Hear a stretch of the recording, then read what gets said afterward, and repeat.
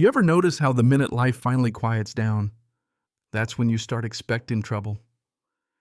It's almost funny how peace makes you suspicious when you've been through enough storms. See, I'd spent a couple decades sorting out other people's chaos, 20 years in the Marines, another handful wrangling the snakes on a Texas HOA board, and I'll tell you, nothing makes you crave silence like surviving that. So when I finally bought my little lake cabin in Georgia, a weathered spot, tucked under the pines, just far enough from a so-called master-planned community, I really thought I'd earned some peace. Turns out I was just naive. The place was grandfathered, carved out before zoning lines, built in the 60s, with a dock you had to reseal yourself and a fire pit I'd stacked with my own hands. And best of all, it wasn't under any HOA. No cameras, no Wi-Fi, nobody's business but mine. I split time between the cabin and my small place in town, just me and my old dog Radar and a sixth sense for when something's about to go sideways. And one morning it did. There was this envelope, no return address, just the Lakewood Community HOA seal stamped all fancy like they were some kind of Vatican. Inside a notice. Apparently I was delinquent on $600 worth of HOA dues for common area maintenance and architectural oversight fees. For a house built before the HOA even existed. Yeah, that happened. Yeah. So I did what any retired Marine would: made coffee and called the number. Lakewood HOA, this is Deanna. How may I help you? She had that sweet tea voice, the kind that makes you want to check your wallet. Deanna, this is Henry Miller, and we got a problem. I'm not a member. My property's not under your jurisdiction. She hesitated, switched to that brittle customer service tone. Well, Mr. Miller, your property was annexed in our most recent map expansion. I had to laugh. Ma'am, I wrote HOA charters for a living. You can't just annex private land. That's not how law works. Try again. She said she'd escalate the issue. I said she better. 3 days went by. I figured it was some paperwork screw-up or some rookie board member flexing their tiny power muscles. I thought it'd blow over. But then the email from Leonard Vale, HOA president, looked like a realtor. Sounded like a timeshare salesman. He's sorry for the confusion, but would I be interested in renting my cabin for their private event? They'd pay leave it spotless. All that jazz. Yeah, right, I replied in 2 letters, N-O. That didn't slow them down. That evening, another board member reached out with the same pitch, spinning it as some community benefit and great exposure. I ignored it, not my first rodeo with folks who try to wear you down with fake niceness. That weekend, I headed out to Alabama to check on an old Marine buddy, left the cabin locked tight, and out of habit hid a GPS tracker in one of the beams. Told my son David, just back from overseas, he and his squad mates could use the lake if they wanted. He said maybe just for a quiet night. But that Saturday, my phone rang. David's voice was tense, quiet, the way he gets when things don't add up. Dad, are you sure you didn't rent out the cabin I was sitting on? Carl's back porch grill, smoke drifting up, and my stomach dropped.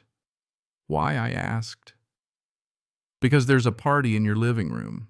Now you have to picture this dusk settling, cars lined up the drive, a couple of valet kids acting like this is the Four Seasons music drifting out. Live music, not some iPhone speaker, a real string quartet. David said we didn't go in. They've got a check-in table, name tags, the whole deal. Told them I was your son guy in a blazer, told me I was mistaken. Said the HOA secured the place. I told him, don't start anything. I just need eyes. He said he and his Marine buddies were keeping watch, but something was off. Dad, it's not a birthday party. These people are dressed like they're closing a business deal.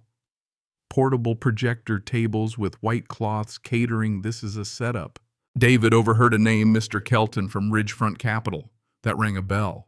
Private equity notorious for snatching up properties, redeveloping them, and flipping them for profit with a little help from their friends on the HOA. Suddenly, it all clicked. They weren't just trespassing, they were pitching my property as a business asset. I told David Record everything. I'm on my way. 90 minutes later, I'm back in Georgia, parked down the road, hiking through the pines, my own house blazing with light.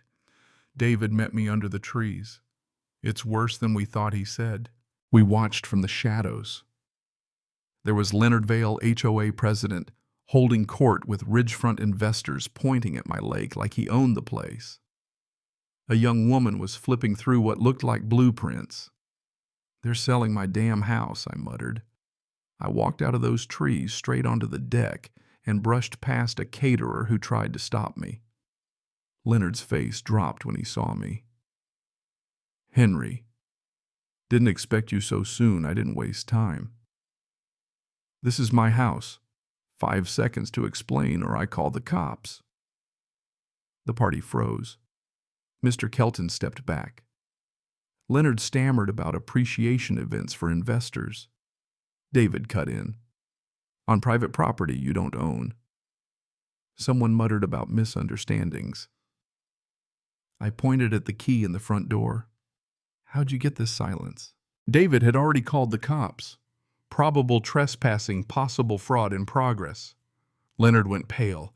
Guests scattered SUVs, peeling out champagne glasses, dumped that kind of chaos. The cops arrived, 2 deputies, calm as you please.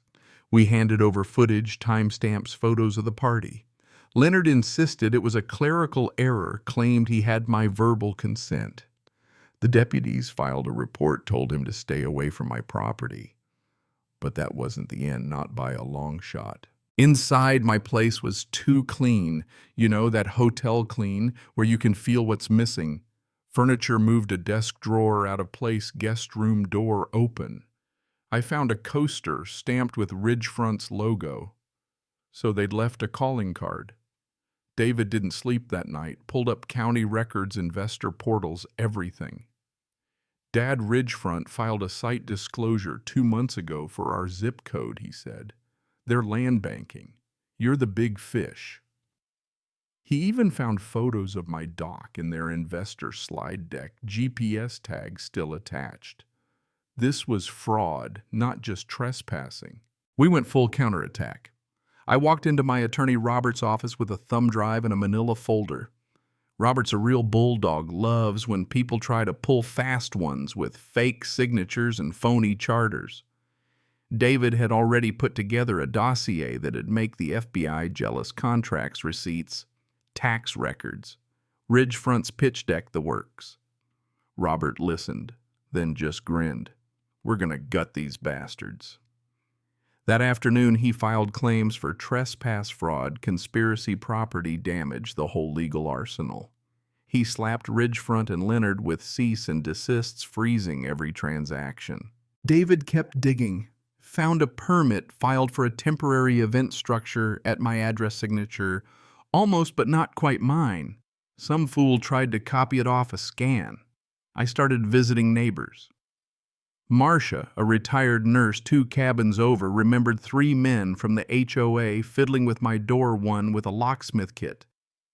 Terry, a handyman, had been asked for landscaping quotes by the board, told I'd sold the place, classic scam. By week's end, we had witness statements, digital trails, and a map showing Ridgefront plotting phase 1 of redevelopment, my dock included. HOA went radio silent. Then a formal apology letter, miscommunication, outside group, no plan development. Sure, that was all the evidence we needed. But then the real twist, David called Dad. There's another party going on at the house. Did you rent it out? I hadn't. But someone had gotten the spare key from under the porch brick. By the time I got there, chaos had broken loose, cars everywhere, music thumping, the place trashed. Brad from the board, drunk in a Hawaiian shirt, tried to shrug it off as the annual appreciation bash. I went inside my grandfather's canoe rack covered by an HOA banner record player drenched in beer. David and his Marine friends had already been in a scuffle. One board member called the cops, claimed they were armed and dangerous. The cops showed up, but this time the law was on our side. David showed his ID, the deed, and all the paperwork. The officer shut the party down on the spot, people scattering like raccoons at dawn. Then David's friend found an aluminum briefcase in the laundry closet, contracts, cash envelopes addressed to board members. It wasn't just a party, It was an embezzlement scheme in broad daylight right in my home. By Monday, everyone in town knew. The sheriff's office taped off the porch. The HOA backpedaled on local news, claimed it was a fundraiser misunderstanding. But we'd filed a lawsuit, locked their accounts, and the county DA opened an investigation. A caterer turned whistleblower gave us a signed invoice with the treasurer's name. David traced emails, LLCs, LinkedIn profiles, until it was crystal clear this was coordinated fraud. The board fell apart. Carol, who called the cops, resigned. Brad tried to play innocent, but there was video of him pocketing cash. Leonard finally cracked, confessed to everything the annexation maps, fake dues, parties, showcase, Ridgefront partnership. He thought I'd be too old or too tired to fight. He had no idea. Court was a circus news van's angry neighbors, former board members looking at their shoes. Leonard pled guilty. The HOA was dissolved by court order, forensic audits launched, Ridgefront disappeared from the region, and I got enough in damages to make a point, even if not enough to buy a new lake. More importantly, Leonard was banned from ever holding any position of trust again. The day after the dust settled, we threw a real barbecue, no flyers, no sign-ups, just good neighbors and cold beer. The lake was still the air clear, my son, teaching kids how to skip stones while Robert the attorney tried to keep his rescue pug out of the fire pit. Even Sam Patel, the one decent board member, stopped by, said he'd gotten tired of watching people treat our town like a Monopoly game. "You going to rebuild the porch railing?" he asked. Already did I told him this time with enough steel to stop a truck. That night, David handed me a sign he'd had carved Miller Lake House entry by invitation only. Trespassers will be prosecuted or grilled depending on mood. We hung it on the porch together, and for the first time in months, I could actually breathe. No more board meetings behind closed doors. No more fake signatures or cash in briefcases. Just family friends, smoke from the grill, and the kind of quiet you fight for. And that sign swinging in the breeze, a little crooked, but honest. Tell me, after all, that do you think HOAs ever really protect a community? Or do they just make it easier for the wrong people to take what isn't theirs? Drop your own HOA horror story below, or tell me where you stand on property rights. I read every single one. And if you're ever in my neck of the woods, come hungry.